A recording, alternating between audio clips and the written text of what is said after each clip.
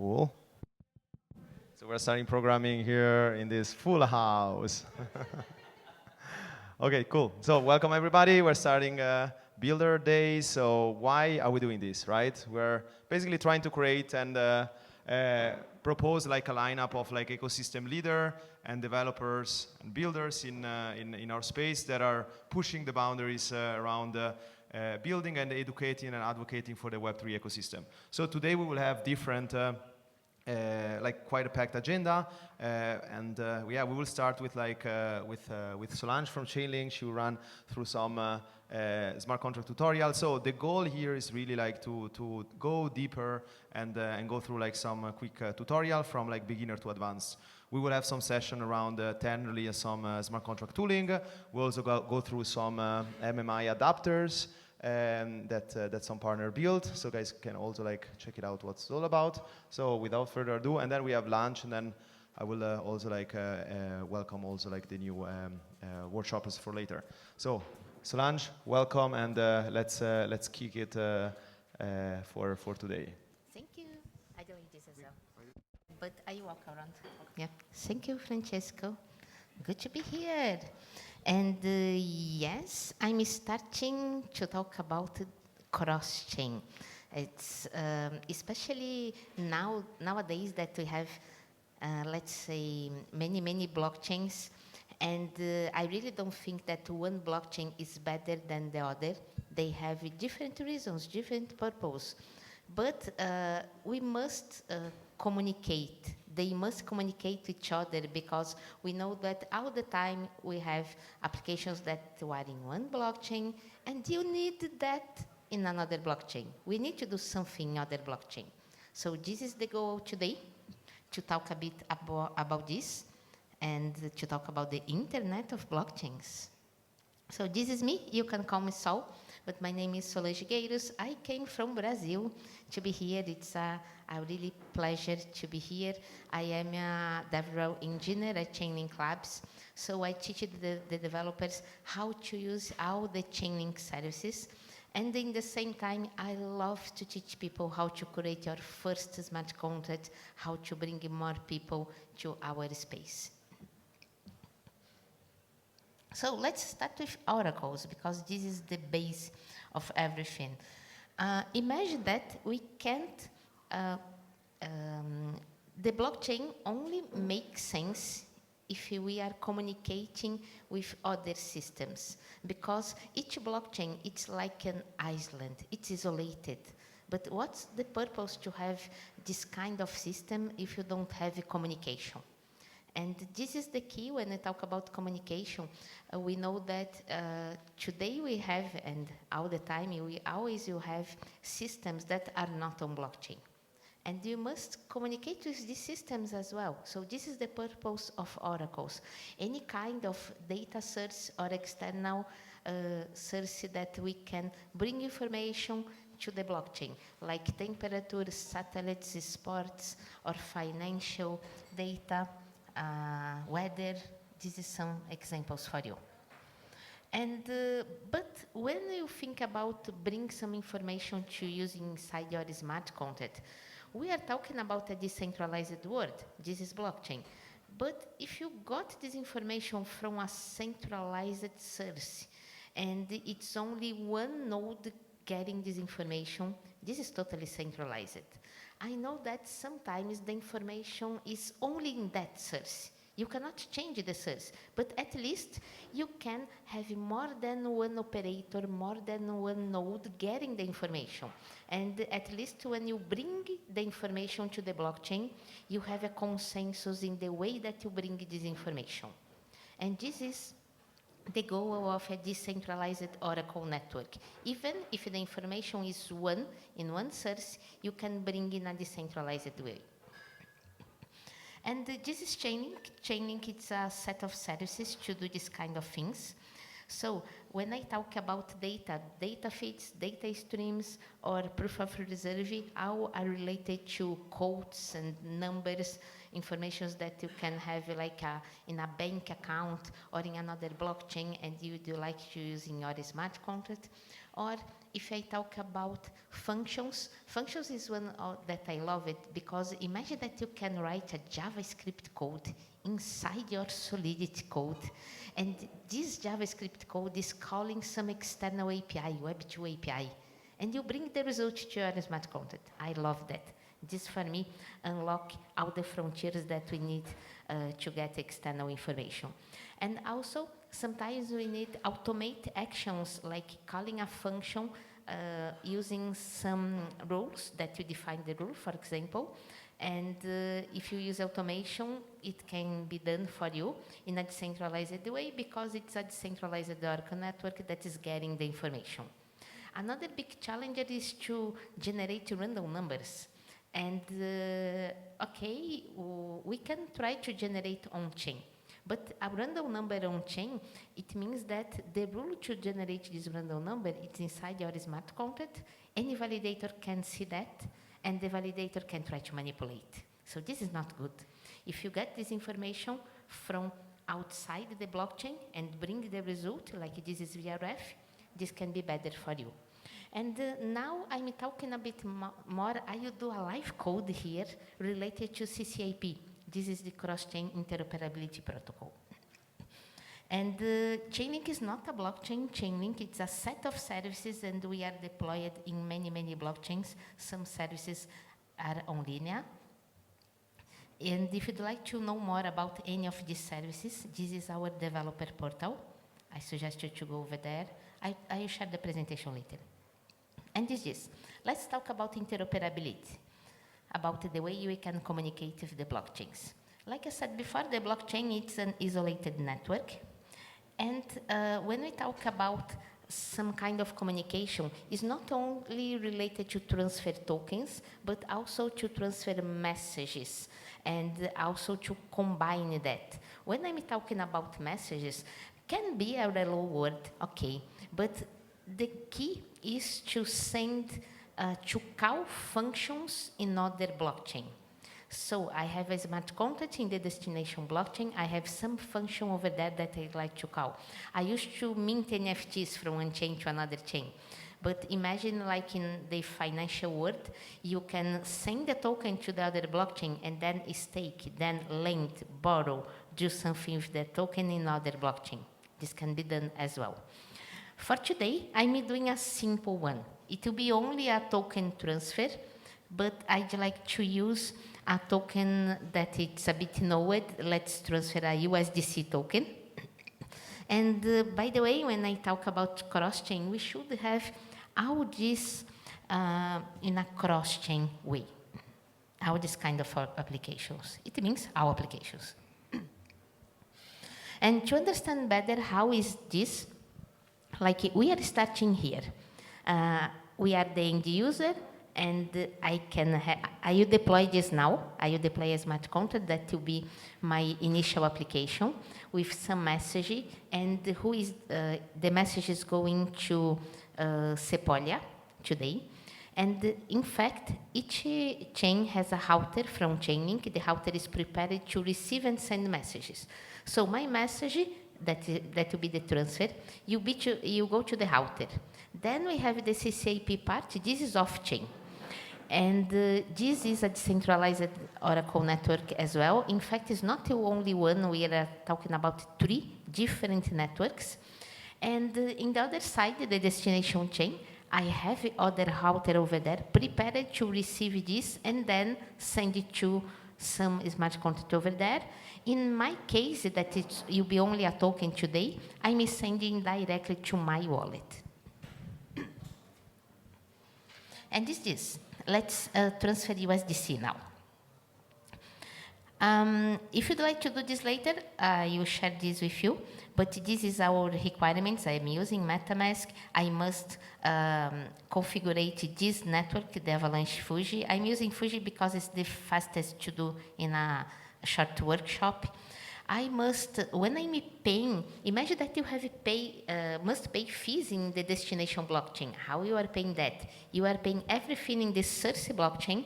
You can pay using the native token of that blockchain or using Link. In my case, I prepare my contract to pay using Link.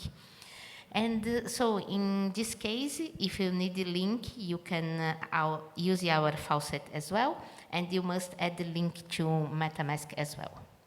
So talking about USDC, because you are transferring USDC today, so you can get some USDC in the Circle faucet, and you must, in the same way, add USDC to your MetaMask. And it's interesting. I used to say that be a DevRel engineer or a developer advocate, it's like life in a dangerous world. And why that? I almost should have a problem with life. I didn't, because I was there, sitting there like 10 minutes ago, tried to do my workshop again, and my workshop was not working anymore. And why?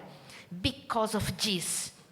Like when I go to the Circle website and I click on USDC, there is no trace, the Block Explorer from USDC, from Avalanche, is going to a new chain. It's not Fuji anymore. And then I was crazy because I could not do what I need to do. I discovered that, figured out, solved it. So this is like a new link that I just added now 5 minutes ago because I solved the problem. But this is what we are doing here. Sometimes we are live and it's not working anymore. So is this, if you'd like to see the smart contract itself, it's here. And I think it's kind of to go to the live part.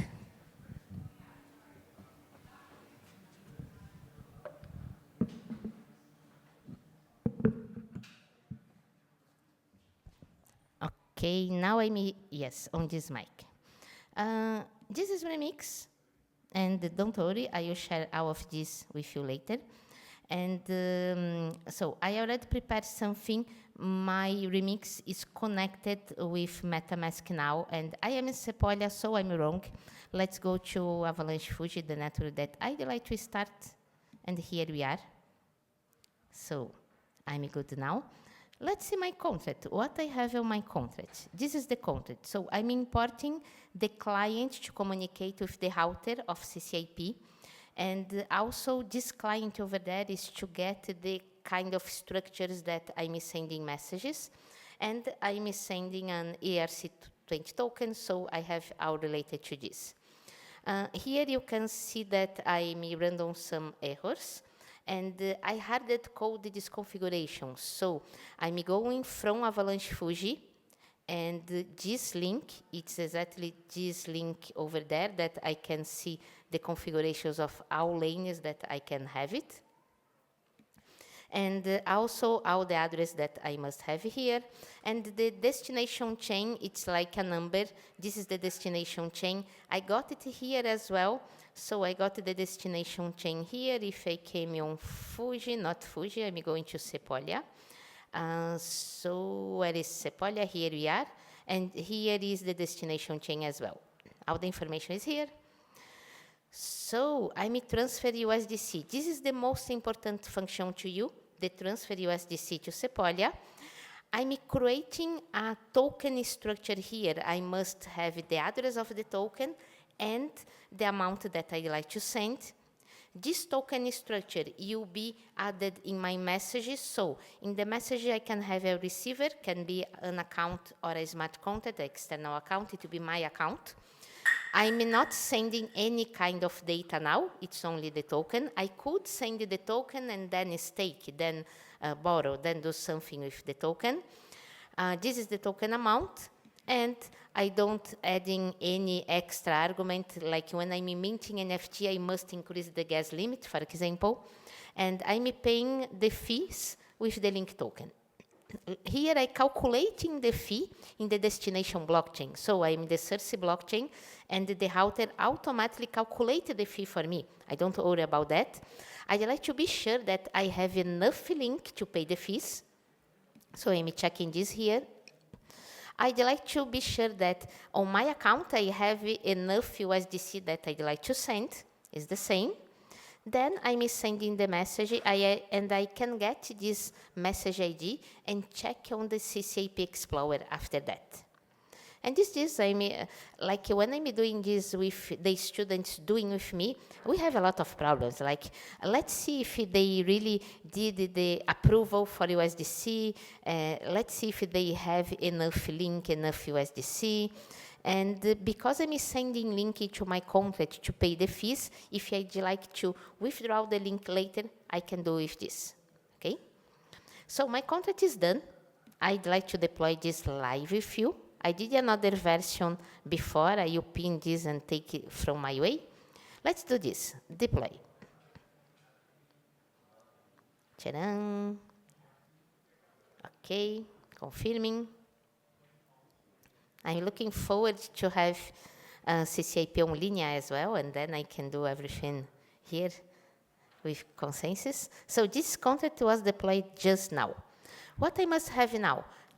My contract is transferring the USDC from my wallet to another blockchain, my wallet in another blockchain. So I must approve my contract to do that. I copy the address of my contract, and this was the problem that I got before. And here is the USDC. If I came here, this is the USDC on Avalanche Fuji.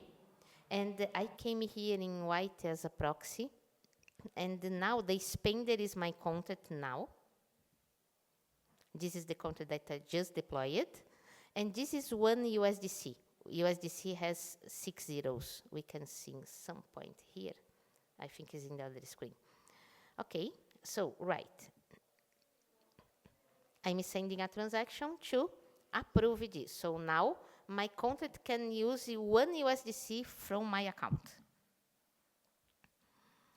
After that, my contract must has a bit of link to pay the fees. So let's send like 2 links is too much, but let's send this to be sure that I don't have problems. Like the approval is done. Go to tokens. I already added the link USDC. I have 13 over there. So link send to my smart contract, 2 links, and this is.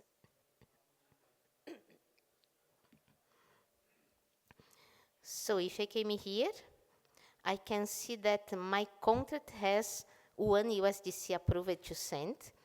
If I go here, I can see that my contract not have the link yet. Let's see, I think it's not confirmed.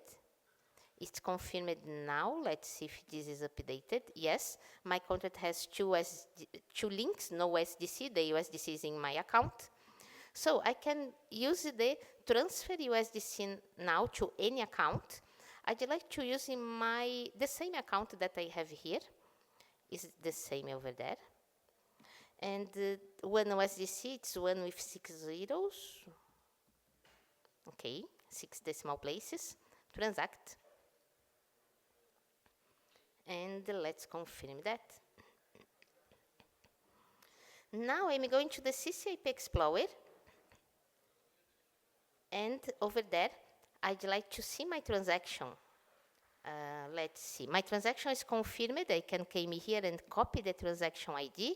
Came to the CCIP Explorer. Check that. And here we are. We can see that the search is finalized. And what this means? We have some stages that we must pass. Search finalized, it means that you are sure that this transaction cannot be reverted in the blockchain because we have a good amount of blocks after our block. So we can say that in this moment is immutable, your transaction is not disappearing in the Circe blockchain. After that, in some moment, we will have the blessed of the risk management network. So we have a network that is checking the security part. And then you'll be committed to the other chain. Let's explain this better here. We talk about the messages. I will jump some parts here, and I'd like to go here. So what I have here, I have 3 networks. That this is the off-chain part. The first is the risk management network. This is checking if I don't have a double spend, if I don't have a wrong transaction, if a transaction appeared in the destination blockchain and didn't exist in the source blockchain, it's checking everything. I have also the committing done. So I have another network that proposed the transaction in the destination blockchain. They have a consensus of that, but they are waiting the risk management network. When the risk management network approve that, then the execution done, it will be another set of nodes that getting the consensus as well. And in this moment, the transaction will appear, will be sent to the main pool in the destination blockchain. And when we have tokens, an interesting point about that, who is handle the token? Like, how I know if this is I'm burning the token in the Cersei blockchain and minting the destination, or I'm locking, what's happened with that? Depends of the token, and depends exactly of the issuer of the token. Like, I know that USDC, they burn and mint, for example. But you can have other strategies as well. And in fact, it's not us that is burning and minting. We are communicating with the protocol of USDC in this case, and they take care of this part. Okay? Other tokens can be in different way. Even if you have your token, you must like manage this part. And I was here. I already talked of this. This is the network that I told you before. Let's come back. Let's see how our smart, no, this probably is more than finalized. Let's wait to be updated. Blessed, remember that I told you that the Blessed is good for the risk management network. We are going well. Oh, I'd like to go to my MetaMask now. And let's see if I had one USDC or maybe nothing. Okay, tokens, you can see that I don't have USDC now. So I will receive it from my transaction when my transaction is done. You are waiting a bit more. Depends of the chain of the Cersei blockchain. This can have more or less time, okay? Like Fuji is fast, others can be can take more time because depends exactly related to the block time. Like we have sometimes 5 blocks per second on Fuji, but if I start on Sepolia, Ethereum Sepolia, with 15 seconds per block, it will be like 20 minutes to do the same. Then the workshop is done, you can find me outside. So it's success. If I came in here now, I should have one USDC here now. Yes, I have it. Oh, so this is done. This is good. I'd like only to show you 2 slides more, I think. If you'd like to learn more, this will be the advanced part. And no, I'm not doing the message part now, but this is some NFT that I'm doing from one to another. This, I'd like to show this for you. Imagine that you are a developer. You are in the hackathon. You are not waiting 4 minutes to see if your transaction is working or not. So use the Chainlink local.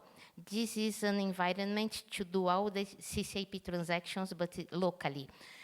When you run that, this is creating a Cersei blockchain for you, a destination blockchain, like not the blockchain itself, the routers and the contacts, and you can simulate everything local, like less than 1 second. And when this is done, then you go to the real network, okay? And if you are really, really beginner, I suggest you to starting our bootcamp. This was a 2 weeks bootcamp that I did live, starting from installing MetaMask in the first day until create your first smart contract using all the Chainlink services, 10 days, 2 hours per day. You can learn a bit. And this is, thank you so much. I hope to see you around.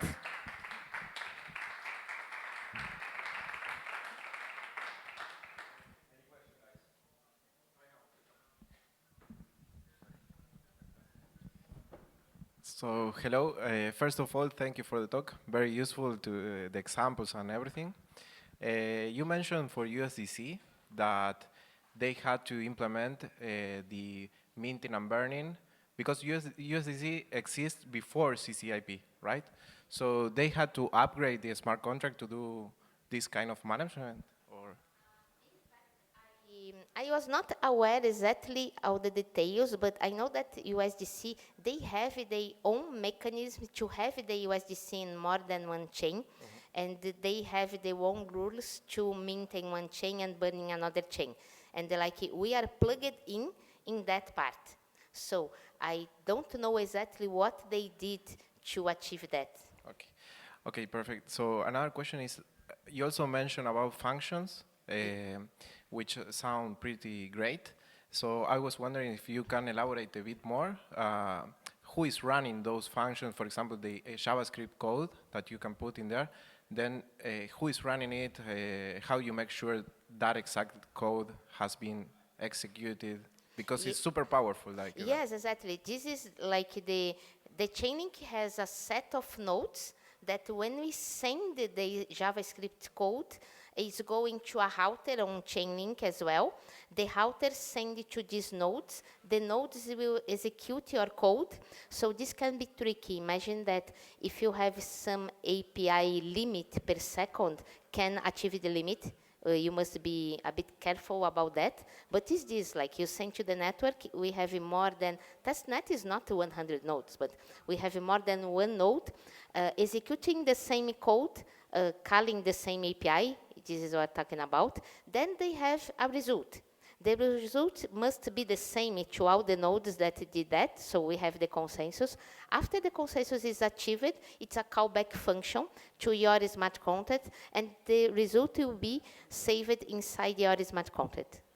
No, that's, I think, one of the biggest products that are missing in DeFi is like the most complicated traditional finance products that exist out there are the derivatives.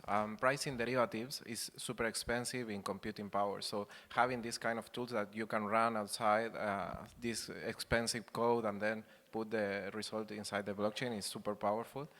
I had the last question, sorry, is the time that it takes to finalize a cross-chain transaction. It could be very long. And it seems that the problem is because of the underlying blockchains. The finality, yes. So is there any way you can improve that, or you're thinking about improving that time to finality? Because yes, I know that our team is working hard to improve this, to find other ways to do this in a way that is still totally secure but faster. Yeah, I know that this is like a challenge today. Yeah. Awesome. Thank you so much, Solange. Awesome. Big round of applause. Come on. It's good. Awesome. Cool.